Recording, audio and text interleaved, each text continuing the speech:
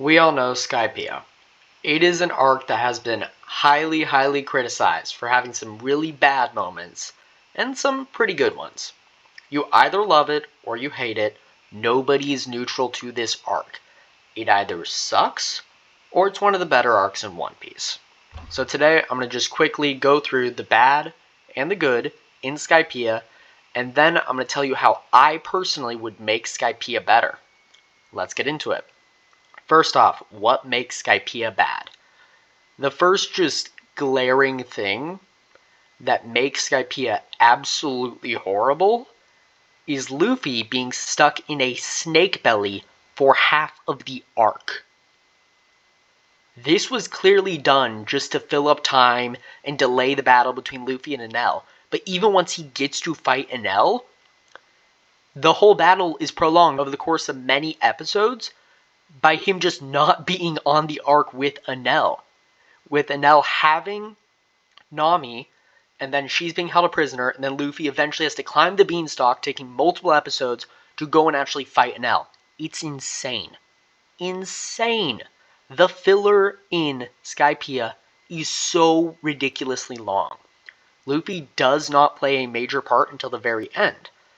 But another thing that you notice immediately when Enel's devil fruit is revealed is that he's not going to be a problem for Luffy. Yes, the man has observation haki, but if you have the rumble fruit, which gives you lightning abilities, then the rubber guy is clearly going to beat you in 10 out of 10 times. Why? Because rubber completely negates the effects of electricity. So there's absolutely no way that Enel was going to win this one, and you know it from the moment you see his devil fruit, because that's just common sense. Everybody knows that electricity has no power over rubber. Enel's devil fruit is completely neutralized by Luffy. There is no big cool fight that's going to happen between them. While the show tries to hype it up and gives Luffy this crazy, final attack to take down Enel and the arc and everything, it doesn't feel that grand, because you're thinking the whole time, of course he's going to win. It's a rubber man against an electric man. Rubber always wins. That's just common sense. We all know how it goes. Additionally, Enel's priests throughout the whole arc are just underwhelming. They really don't pose a threat to the Straw Hats.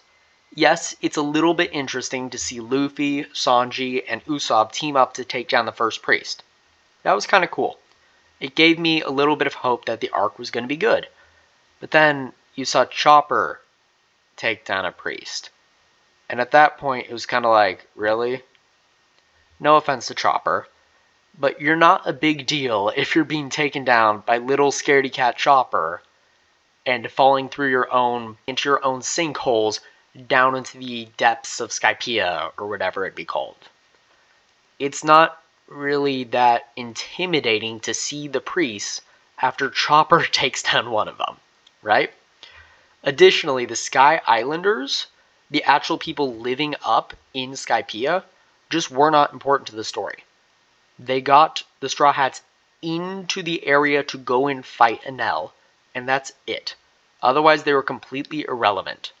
The only ones who were a little bit relevant were the Shandians. However, they really didn't play much of a role in fighting anyone, and more so contributed to the general mystery of the island, right? Why is there earth in the sky? Oh, and the bell, old Shandia, Nolan the explorer, all that. They did a good job contributing to that mystery. However, they did not do a good job at actually fighting.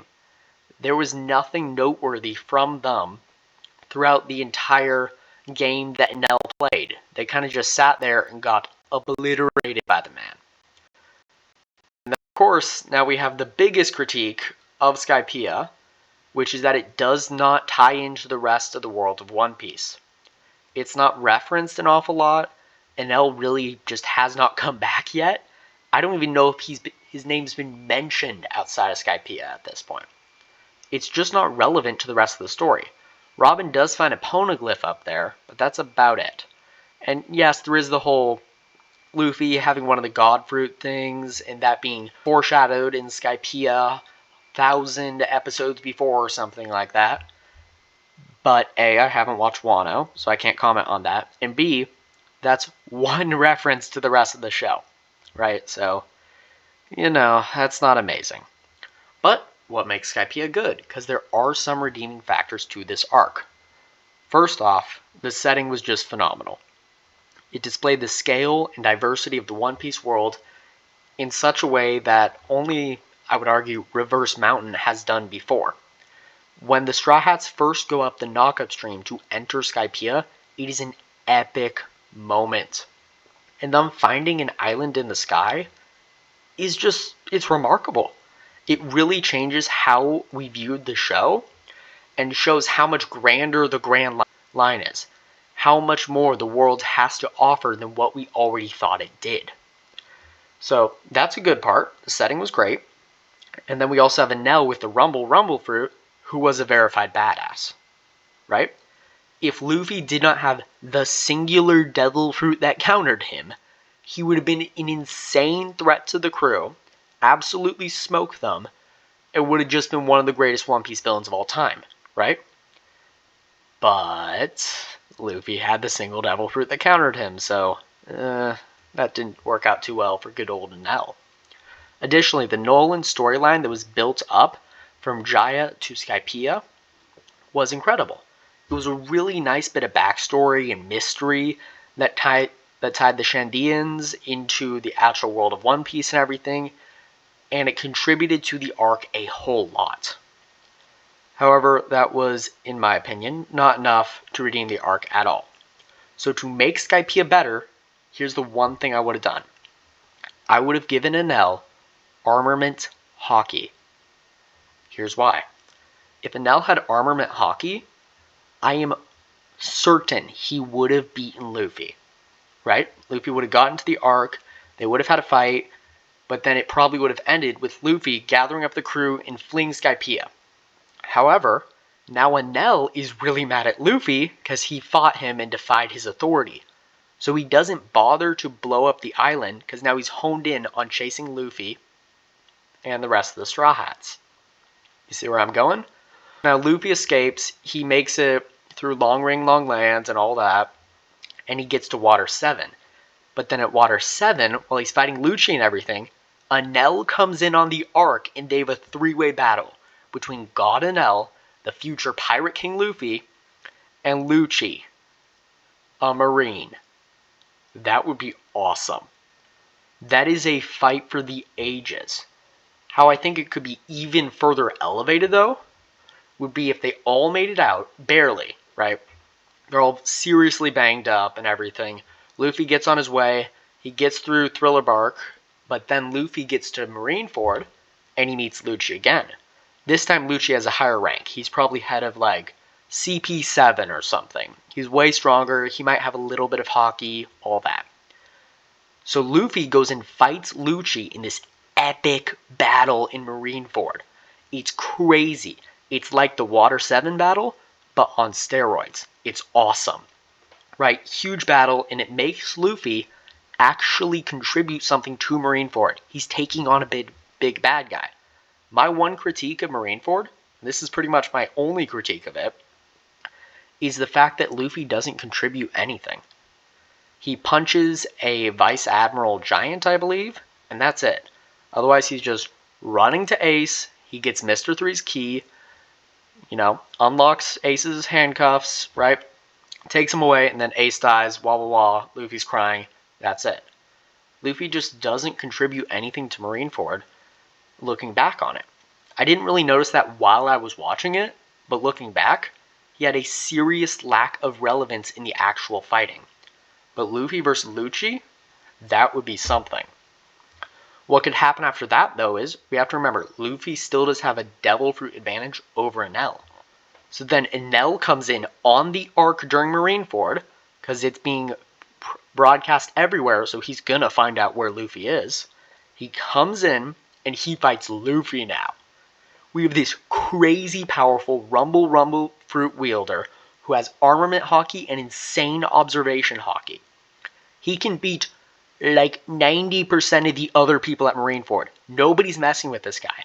but he comes in straight for Luffy. They fight this battle of titans.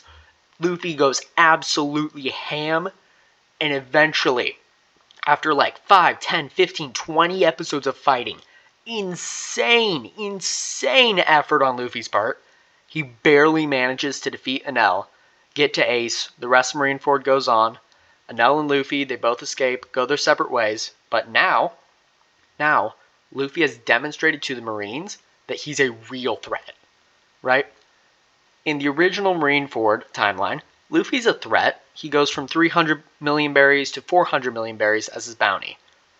But in this timeline, I could easily see Luffy's bounty going to 500 million or even a billion berries.